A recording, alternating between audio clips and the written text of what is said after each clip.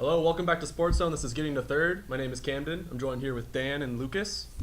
Today, with the divisional series wrapping up, we're going to be analyzing the AL and NL matchups going forward, as well as what happened in the series. Let's start with Dan. So, the Indians got swept in 3 by the Astros, and it just showed that the Indians, compared to the other teams that made the playoffs, they're not on the same level.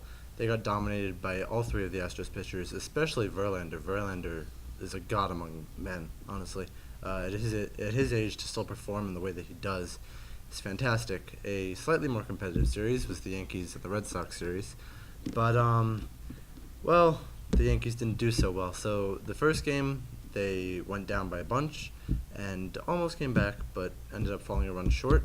In the second game, Masahiro Tanaka pitched a great game, especially compared to the other pitching throughout the series by the Yankees, and the Yankees were able to beat the Red Sox at Fenway, which for a lot of Yankees fans, including myself, gave them a lot of hope. They had taken home field advantage effectively at that point because there were 3 games left and 2 at Yankee Stadium, but then they lost awfully in Game 3, 16-1, and they lost Game 4 by 1 run.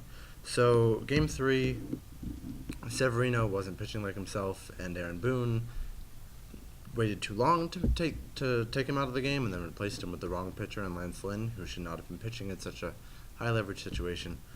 And it just all went downhill from there. The Yankees couldn't score, the Red Sox couldn't stop scoring. They won 16-1. Game 4 was closer. CC Sabathia pitched fine, but not that well. And again, I think Aaron Boone made a few wrong calls. The Red Sox stayed hot. The Yankees again almost came back at the end, but couldn't do it. The Red Sox, they showed why they won 108 games. They just couldn't. They couldn't be stopped.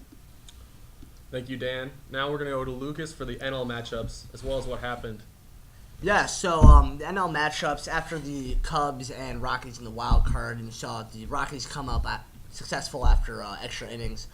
You had the Rockies against the Brewers, and in that series you can obviously tell that although the Brewers have been yelled at all year by critics and other people alike about their pitching was weak, their pitching was better than that of Colorado, and also showed that Colorado can't really hit outside of Coors Stadium. So the Brewers, superior bats and Yelich and Braun and Kane walked out of that one pretty successfully after 3. And the other series we had was the Dodgers and the Braves. And originally I thought that the Braves were actually going to come out successful against the Dodgers. However, at the end of the day, the Dodgers, their pitching was just lights out.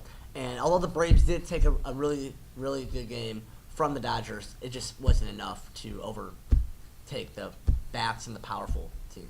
Well said, Lucas.